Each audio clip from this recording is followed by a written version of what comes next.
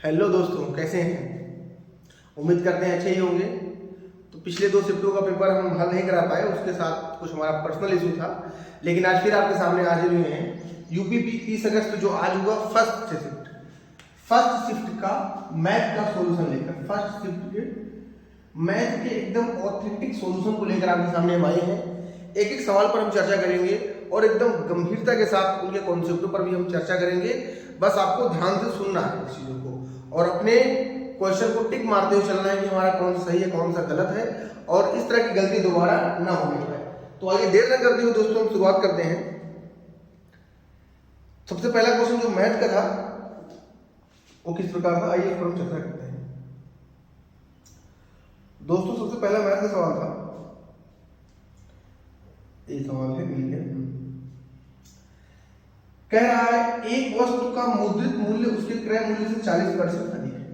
CP, अगर इस तरह का सवाल है सीपी, एसपी, एमपी, इसका फार्मूला बनाना सवाल नंबर आप मिला सकते हैं।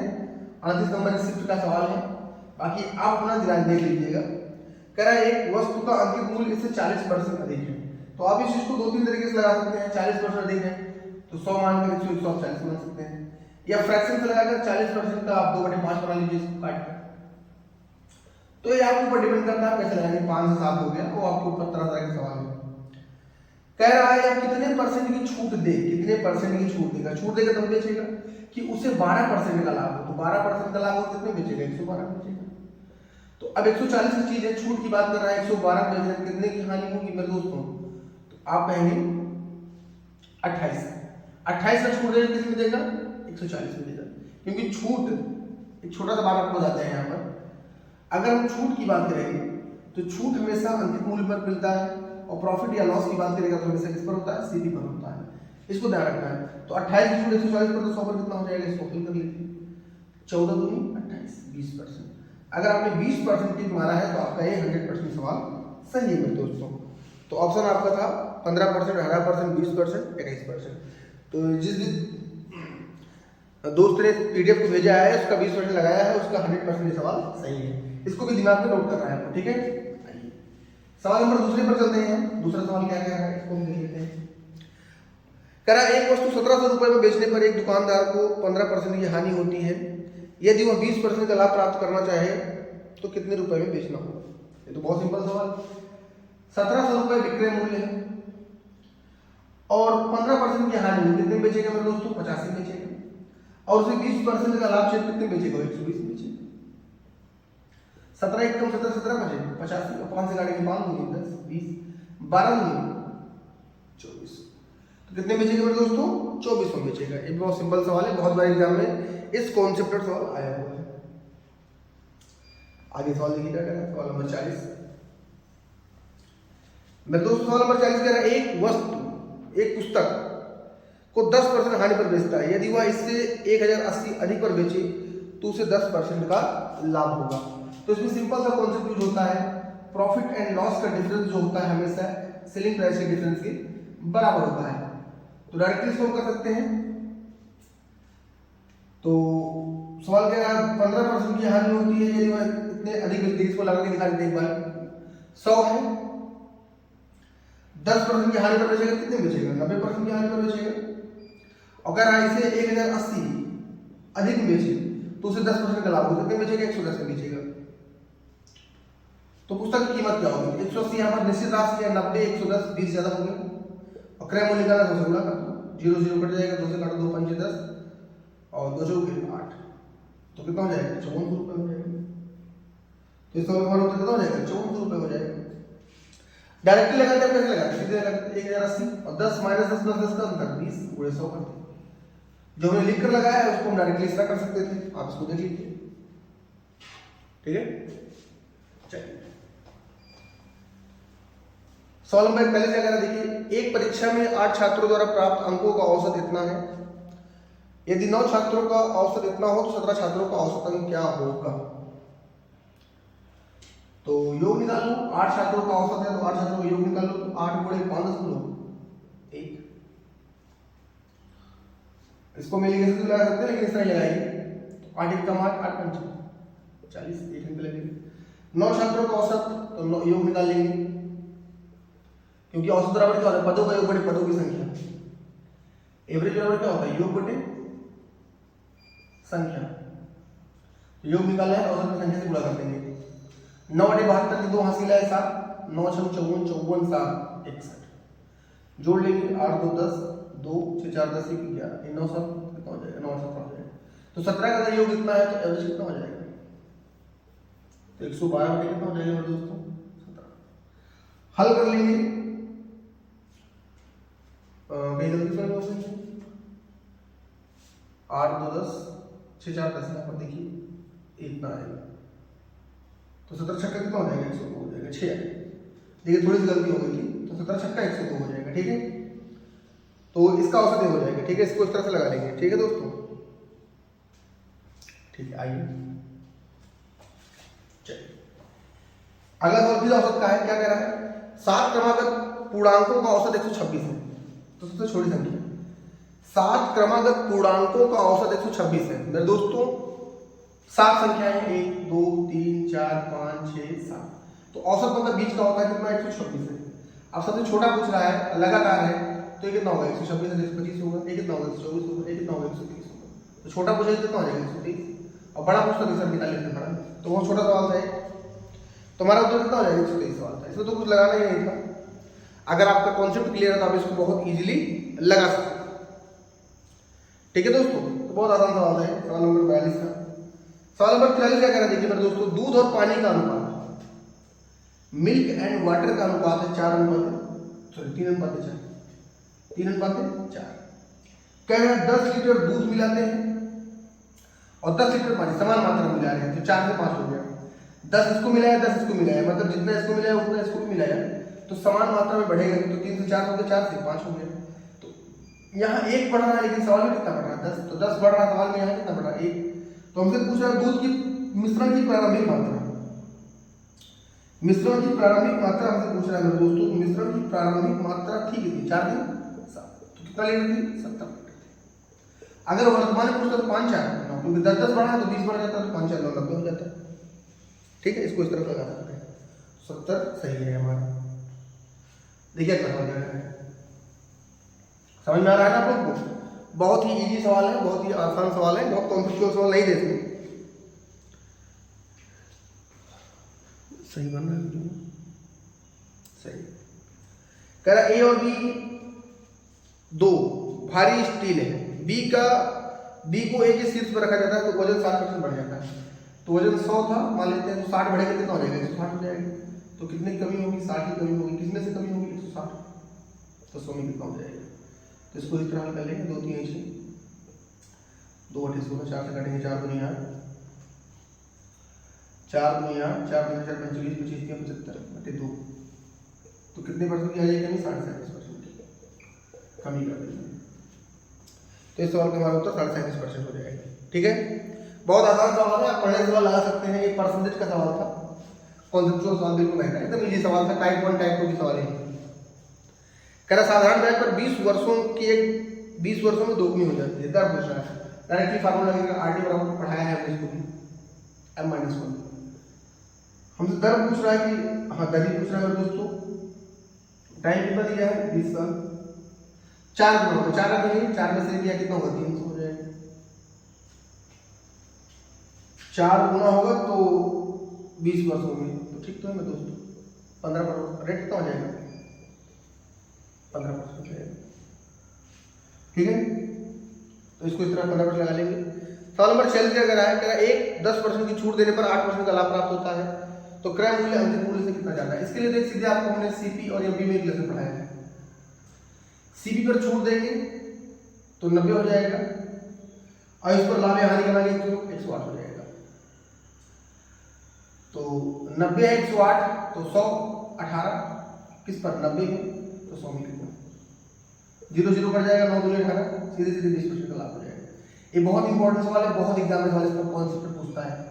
इस कॉन्सेप्ट पर बहुत ज्यादा एग्जाम में सवाल पूछा जाता है, बहुत बार आया हुआ है। इसको लगाने टाइम लगेगा, लेकिन अगर आपको रिलेशन याद है तो बहुत आसानी से आप इसको लगा सकते हैं, सेकंडों में। ठीक है, आगे देखिए क्या कह रहा है, इसमें देखते हैं। कह रहा है ए बी की आयु का अनुपात इतना है, ए और बी की आयु का अनुपात 3:2 है। 10 साल बाद उनकी आयु का योगफल इतना होगा। तो मेरे दोस्तों देखो 3:2 है, 3:2 है, ए और बी की अनुपात प्रेजेंट में है, ये प्रेजेंट में है। और 10 साल बाद होगा 80, 10 साल बाद होगा कितना 80।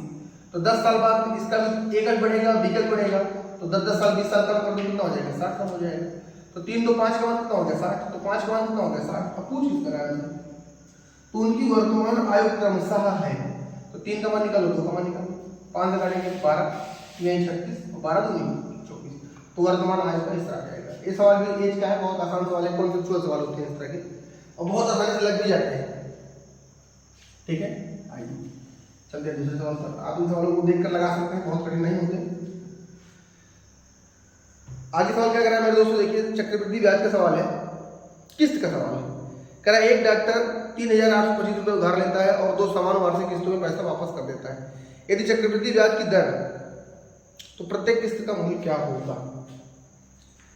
तो मेरे दोस्तों 4% है, तो 4% का फ्रैक्शन मैं बताऊं 25, तो 25 से 26 होगा एक साल में, फिर इसका स्क्वायर 625, इसके हो जाएगा 676 हो जाएगा। अब किस्त है तो समान ही होगा, 26 से यहाँ भी गुणा हो जाएगा मेरे दोस्तों और 26 से यहाँ भी गुणा होगा, तो कितना हो जाएगा 676 हो जाएगा। 25 छक्का 150 हो जाएगा, 15 25 दूना 50, 50 में 15 जोड़ेंगे कितना हो जाएगा 65 हो जाएगा मेरे दोस्त। तो इसको जोड़ लो कितना हो जाएगा 0 5 2 7 6 6 12 और ये कितना हो जाएगा 6 6 12 7 7 14 1 15 6 6 12 1 13। अब इसका मान हमें दे रखा है सवाल में कितना है 3 8 2 5 और इसका मान है 12 और प्रत्येक किस्त का पूछा है 676 से गुणा कर दो और हल कर लेना, जो आएगा आपको क्या हो जाएगा आंसर हो जाएगा। ठीक है दोस्तों, तो अब इसको हल कर लीजिएगा और टोटल पूछेगा जिससे गुणा कर देंगे। ठीक है, इसको हल कर लीजिएगा इस तरीके से। चलिए आगे देखते हैं सवाल। एक सवाल किस्त का हर शिफ्ट में आ रहा है, तो उसमें किस्त की सवाल आपको पढ़ते जाना चाहिए, क्योंकि हर शिफ्ट में एक सवाल किस्त का है। क्या कर रहे हैं कि दो संख्याओं का योगफल इतना है, उनका मासा इतना है, तो संख्याओं के कितने युग्म संभव है।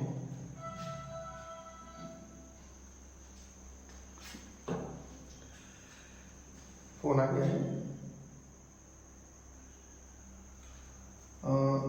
चलिए क्या कर रहे हैं, दो संख्याओं का योगफल इतना है, मासा तो मान लेंगे संख्या x है और y, मासा हर जगह होता है तो 4x 4y हो जाएगा, इनका योगफल 36 दे रखा है, तो x + y कितना हो जाएगा 4 9 36। अब मेरे दोस्तों उसको पेयर बनाना है कि जोड़े तो 9 आएगा, को प्राइम नहीं, 1 8 हो सकता है, 2 7 हो सकता है, 3 6 हो सकता है, 4 5 हो सकता है। इसके बाद जाएगा तो फिर 5 4 का फिर हो जाएगा, तो को प्राइम मतलब 3 और 6 नहीं होना चाहिए, मतलब 1 जोड़ा बनेगा, 2 जोड़ा बनेगा, 3 जोड़ा बनेगा, तो कितने पेयर बनेंगे 3 पेयर बनेंगे। तो अब इस चीज को ध्यान रखिएगा, 3 पेयर टोटली बनेंगे। ठीक है, 3 पेयर बनेंगे। आप इस चीज को सवाल में 3 पेयर देख लीजिएगा, जो भी 3 पेयर लगाया है उसका सही होगा। आइए आगे चलते हैं, ज्यादा सवाल नहीं रह गया है। कह रहा है एक रेलगाड़ी 23.6 किलोमीटर प्रति घंटा की चाल से एक प्लेटफॉर्म को 30 सेकंड पार करती है। उसके बाद यह गाड़ी इतने किलोमीटर प्रति घंटा की चाल से विपरीत दिशा से चलने वाले व्यक्ति को 11 सेकंड पार करती है, तो ट्रेन की लंबाई क्या होगी। तो ट्रेन की लंबाई हमसे दोस्तों पूछ रहा है। तो मान लीजिए ट्रेन कॉन्सेप्ट में पढ़ाया है कि अगर एक ट्रेन इसकी लंबाई x मान लेंगे, अगर यह प्लेटफॉर्म को पार करेगी मेरे दोस्तों तो इसकी लंबाई तो लेनी पड़ेगी, लेकिन अगर एक व्यक्ति को पार करेगी जिसकी लंबाई हम 0 मान लेंगे। ठीक है, तो आइए यहां से करते हैं, क्योंकि जिस स्पीड से इसको पार करेगी प्लेटफॉर्म को, उसी स्पीड से व्यक्ति को पार करेगी। तो रेलगाड़ी की लंबाई पूछ रहा है, तो मतलब यहां पर स्पीड बराबर है, स्पीड में दे रखा है दोस्तों, तो चाल बराबर क्या होगा दूरी बटा समय, लेकिन यहाँ पर तो सब दे ही रखा है। क्या करें इस पर पहले निकाले। एक रेलगाड़ी 23.6 किलोमीटर प्रति घंटा की चाल से एक प्लेटफॉर्म को 30 सेकंड में पार करती है, तो दूरी निकाले यहां से। तो दूरी अगर हम इसकी x मान लें और इसकी y मान लें, प्लेटफॉर्म, तो दोस्तों कैसे करेंगे इस चीज को, क्योंकि ट्रेन की लेंथ दे रखा है, दूरी निकालेंगे तो इसको जोड़ेंगे तो x + y करना ही पड़ेगा हमें, और चाल बराबर क्या, दूरी बटे समय होता है, तो दूरी बराबर 4 गुणा समय हो जाएगा, तो 23.6 गुणे 30 सेकंड, इसको मीटर प्रति सेकंड बनाएंगे, 5 मीटर 18 से गुणा करेंगे, ठीक है। तो दूरी आ जाएगी हमारी, लेकिन x प्लस वाई होगा। अब कह रहे हैं व्यक्ति को पार करती है, तो व्यक्ति से हमारा काम आसान बन जाएगा, क्योंकि हमें इसे लास्ट से शुरू करना पड़ेगा। व्यक्ति को 11 सेकंड में पार कर रही है, व्यक्ति को 11 सेकंड में विपरीत दिशा से चल रहा है, तो व्यक्ति को पार करेंगे, कोई दिक्कत है ही नहीं, व्यक्ति के ज्यादा दे ही रखा है। तो यहाँ दूरी निकालेंगे, तो यहाँ ट्रेन की दूरी निकल आएगी, लेकिन इस सवाल की मिस्टेक में कहीं गड़बड़ी हो रही है, डायरेक्टली करने का सवाल नहीं होता। तो 12.4 गुणे 5/18 गुणे 11 सेकंड, काटिए इसको, 5 से काटेंगे, गुणा कर लेते हैं, 12 5 चौके 20, 5 दूनी 10 11, 5 दूनी 10 12 हो जाएगा, और 5 1 5 6 हो जाएगा। वे कट नहीं रहा है, यहाँ डिस्टेंस निकालना है, कहीं गड़बड़ी हो रही, छोटी मोटी पढ़ने में ही हो रही है। चलिए इसको हम देख लेंगे आगे क्या है सवाल, आगे बढ़ते हैं इसको। इसका जो भी होगा आप कमेंट बॉक्स में बताइएगा, इसको हम देख लेंगे, थोड़ा डायरेक्टली हम आपके सामने आ गए हैं। अभी टाइम का सीन है, कह रहा है वो छोटी छोटी संख्या बताइए जो 24 48 60 से पूर्णतः विभक्त हो, 24 से विभक्त हो, 48 से विभक्त हो, 60 से विभक्त हो। तो 24 48 60 से विभक्त हो मतलब इसका एलसीएम। तो ऑप्शन देख लो दोस्तों, इसमें ऑप्शन का लगाना है 240 0 120 480। तो बस आप इसको लगा भी सकते हैं। 120 की बात करेंगे तो 24 पंजे 120, 48 नहीं कटेगा तो ये नहीं होगा, 4 से कट जाएगा, लेकिन 24 ये भी कट जाएगा, तुम्हारा उत्तर कितना हो जाएगा, यही हो जाएगा 240। बाकी आप इसको अपने मेथड से लगा सकते हैं। बाकी हमारा तरीका क्या होता है, इसको बड़े में तोड़ लो, लाफा को निकालना आता है, निकाल दीजिएगा, ठीक है। कह रहा सेना के एक अधिकारी 12 15 16 18 की पंक्तियों में खड़े करते हैं यदि वह चाहते हैं कि एक ठोस वर्ग रूप में व्यवस्थित हो न्यूनतम संयुग्म की संख्या एलसीएम। इसका भी क्या निकलना है, एलसीएम।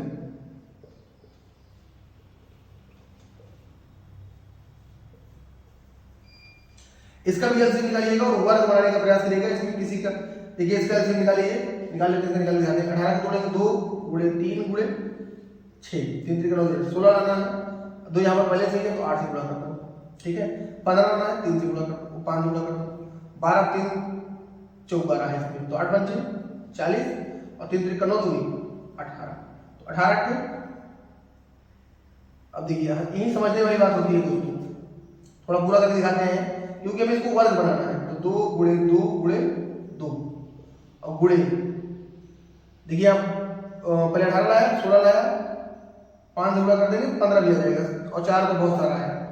तो अब 2 3 6 ठीक 18 और 2 दूना 4 दूनी 8 8 5 40, 18 चौक 72 720 हो जाएगा। लेकिन यहाँ पर हमें वर्ग बनाना है, तो वर्ग बनाने में आपको पता है कि यहाँ पर देखिए 3 2 है, 2 4 12 2 हो जाएगा, 5 1 5 की कमी, 1 5 की कमी, 5 से गुणा करना पड़ेगा हमें, 1 5 से गुणा करेंगे तो क्या बन जाएगा, स्क्वायर बन जाएगा, तभी इसका वर्गमूल पूरा निकलेगा।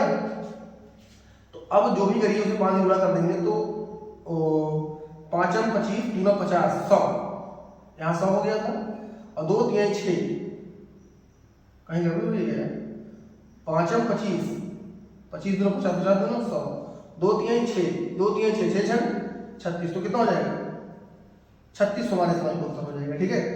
ऑप्शन क्या क्या है इसको देख लेते हैं। ऑप्शन क्या क्या है इसमें है 3600 1440 180 900, इसमें कितना हो जाएगा हमारा उत्तर 3600 हो जाएगा। और इसमें लगाया है दोस्तों ने कितना 4400 लगाया, 3600 हमारा सही होगा इसमें, क्योंकि स्क्वायर बनाना पड़ेगा हमें दोस्तों इस सवाल में, तो गड़बड़ी हो जाएगी। आगे देखिएगा अगर है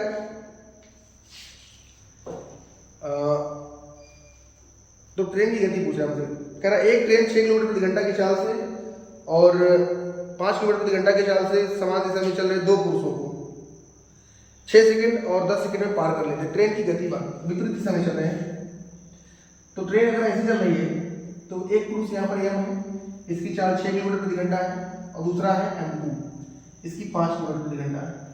इसको ट्रेन पार करती है और इसको भी ट्रेन पार करती है, इसकी चाल x है। तो ट्रेन की गति क्या होगी, तो मेरे दोस्तों ट्रेन की गति क्या होगी, तो जिस स्पीड से इसको पार करेगी उसी स्पीड से इसको भी पार करेगी। अगर हम ट्रेन की हमसे गति पूछ रहा है कि दूरी बराबर होगी, क्योंकि दूरी भी ट्रेन की वही रहेगी, तो दूरी बराबर क्या होता है, चाल गुणे समय, चाल गुणे समय। तो अगर x,